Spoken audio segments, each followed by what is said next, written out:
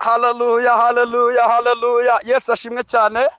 Amahoro y'Imana kuri wowe, amahoro y'Imana mwene data, amahoro y'Imana mushiki wanjye, amahoro y'Imana mukuru wanjye, muvandimwe, mwene data duhuje amaraso ya Kristo, ni Profete Morodekayi. Hanyuma ndashaka kugira ngo dusome amagambo y'Imana, twumve icyo Imana ivugana natwe, naho byagenda bite dufite Imana, naho Satani yakwigaragambya dufite Imana, uko biri kose. Haleluya, uko biri kose turafise Imana, uko biri kose yamiri kumwe natwe. Imana ishimwe. Ndashima Imana ko ndiho ndasenga, nubwo ibibazo ari byinshi, nubwo ibigeragezo ari byinshi, ndi gusenga, ndi mu butayu, ndi ku musozi, ndiho ndasenga Imana kugira ngo yitamure mu gicuku cya nyuma. Tujya gusoma amagambo dusanga mu gitabo cya Zaburi, gice c'125. haravuga ngo abiringiye Uwiteka bameze nk'umusozi wa Siyoni utabasha kunyeganyezwa.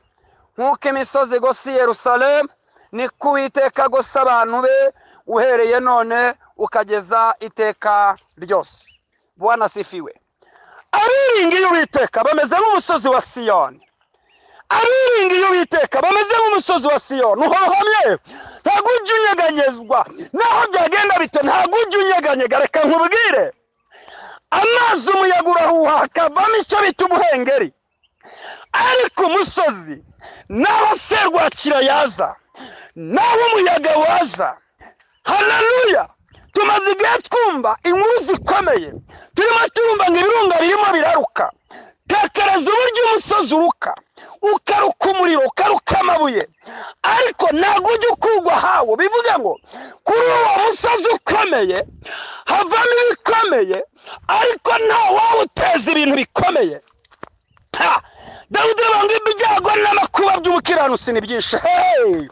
Birashoboka kuba urwaye, birashoboka kuba urwaje, birashoboka kuba ufite amadeni, birashoboka kuba ushonje, birashoboka kuba bakwirukanye mu nzu, ariko nagira nkubwire ngo abiringiye Uwiteka, haleluya, kolabire masite ya kolama, abiringiye Uwiteka bameze nk'umusozi mwene data wa Siyoni utabasha kunyeganyezwa.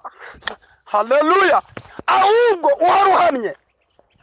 Ntago, haleluya, umukristo wakiriye Yesu, ntambara ziraza agakomera, bigaragaza bikaza agakomera, bakamuvuga agakomera, bakamurwanya agakomera, bakamusabya agakomera.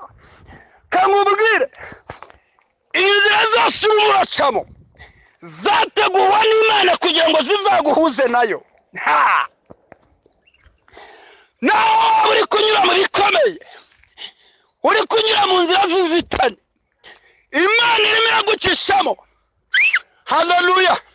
Bene Kora baravuga muri Zaburi 84:7, haravuga ngo iyo bagaze mu gikombe cyitwa Baka bagihindura n'amasoko.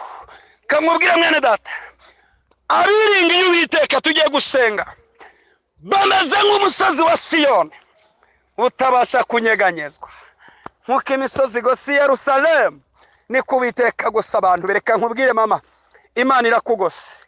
Kankubwire papa, Imana irakugose. Mushiki wanjye, Imana irakugose.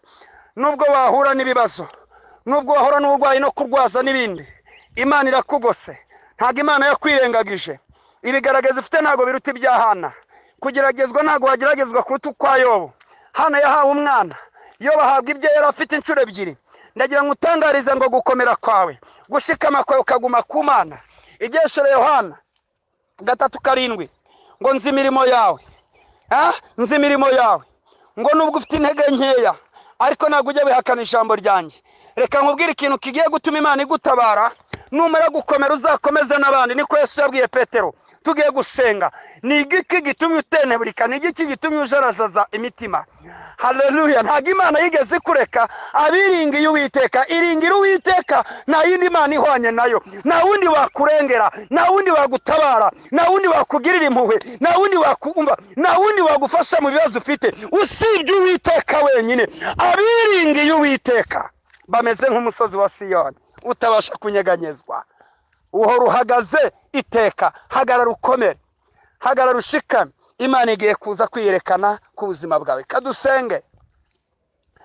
Data, tugushimiye ubuntu bwawe, tugushimiye ineza yawe n'urukundo rwawe, tugushimiye ko abakwiringiye bahora bakomeye kandi bahagaze bashikamye, ntabwo bajya bateneburika n'ibibazo bibagezeho.